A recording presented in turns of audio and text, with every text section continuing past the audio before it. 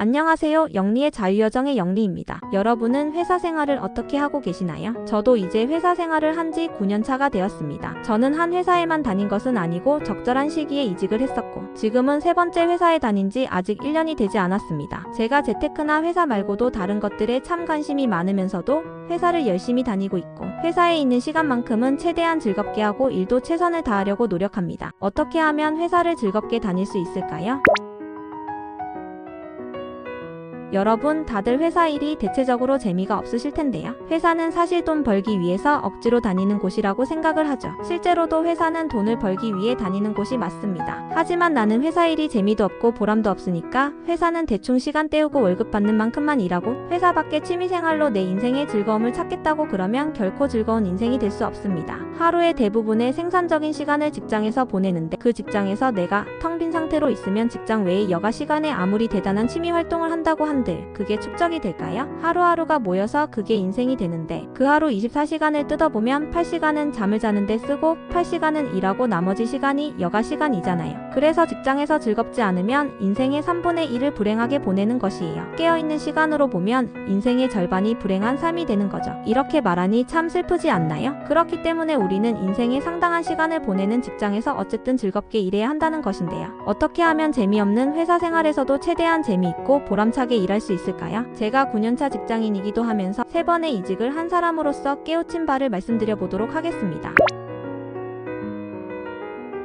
첫 번째, 상사 욕이나 남 욕하지 마세요. 그렇게 싫으시면 이 사람이 떠나는 것이 빠른지 내가 떠나는 것이 빠른지 잘 생각해 보시고 답이 없을 것 같으면 이직 준비를 하세요. 저는 두 번째 회사를 그래서 이직했습니다. 여러분이 욕하는 상사도 어쨌든 내 상사이기 때문에 회사에서 나보다 더 윗사람으로 인정을 해준 사람입니다. 즉 상사 욕을 하게 되면 회사 욕을 하는 것이고 그것은 자기 얼굴에 침뱉기입니다. 자기 능력이 그 정도밖에 안 돼서 그 정도 회사밖에 못 다닌다고 광고하고 다닌다고 생각하시면 됩니다. 그래서 툴툴거릴 시간에 잘 생각해 보시고 이 사람이 절대 나보다 먼저 갈 것 같지 않으면 떠날 준비를 하시고 남아있을 거라면 최대한 관계도 원만하게 지내시고 즐겁게 다니시는 것이 본인에게 좋습니다. 남욕을 하는데 에너지 쓰지 마시고 본인에게 도움되는 방향으로 집중하세요. 두 번째, 회사에서 본인 기분대로 행동하지 마세요. 그 중에서도 한숨이 있는데요. 저도 정말 한숨이 왜 나오는지 이해가 됩니다. 하지만 한숨이 나올 때는 겉으로 티내지 마시고 숨을 그냥 크게 들이마셔 보세요. 하품만큼 전염이 잘 되는 게 한숨이거든요. 주변 사람들이 안 듣는 척 하지만 다 듣고 있습니다. 내가 사무실에서 한숨을 쉬면 주변 사람들까지 기운이 빠지게 됩니다. 나는 별 의미 없이 무의식적으로 내뱉은 거라도 주위에 있는 사람은 얘가 무슨 일이 있는지 눈치를 보게 됩니다. 상사도 생각보다 밑에 사람 눈치를 많이 보거든요. 사무실 내에서 한 사람의 기분이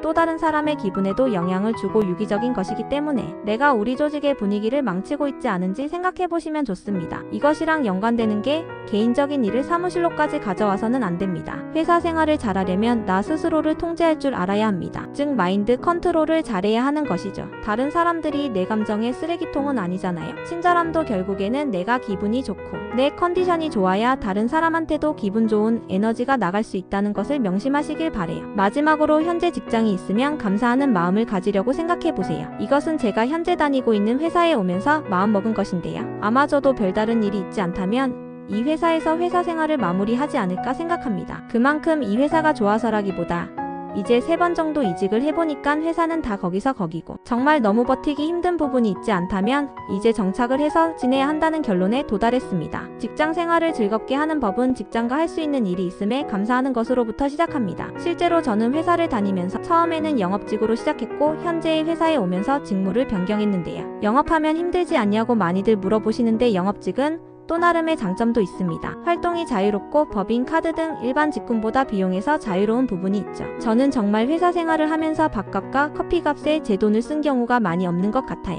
지금 회사도 직무는 조금 다르지만 점심밥 나오고 회사 탕비실에 커피도 있고 간식도 빵빵합니다. 되게 소소하다고 생각하지만 이런 환경에 있기 때문에 제가 좀 더 돈을 모을 수 있고 허튼 곳에 쓰지 않아도 되거든요. 그래서 저는 이러한 모든 것에 감사함을 느끼고 있습니다. 그러면서 제 일만 열심히 하면 돈을 벌 수 있는 곳이 바로 직장입니다. 물론 이 시간 동안 무조건 사무실에 갇혀 있다고 생각할 수도 있는데요. 모든 것은 내가 생각하기 나름입니다. 아침마다 출근할 때 회사 문에 태그하면서 아, 오늘도 직장이 있어서 감사하다 라고 한번 생각해보세요. 나의 안정적인 삶을 지탱해주는 게 바로 직장입니다. 회사 생활이 지겹다고 생각하실 수도 있지만 회사 생활의 장점을 한번 생각해 보세요. 그중 하나가 바로 쉬는 날은 쉬는 날이라는 것인데요. 사업을 하면 빨간 날이나 쉬는 날이 없죠. 장사를 해도 쉬는 날이 없이 일을 하게 됩니다. 직장인의 최고의 특권이 퇴근하면 일 생각 안 해도 되는 게 가장 큰 것 같습니다. 연차일 때는 쉬는 날이라고 하면 대부분의 사람들이 연락 안 하니깐요. 그리고 워낙 많은 사람들이 있기 때문에 적게는 몇십 명, 많게는 몇백 명의 인생 선배를 만날 수 있는 곳이 또 직장이라고 생각합니다. 물론 저는 지금 다니고 있는 회사를 오면서는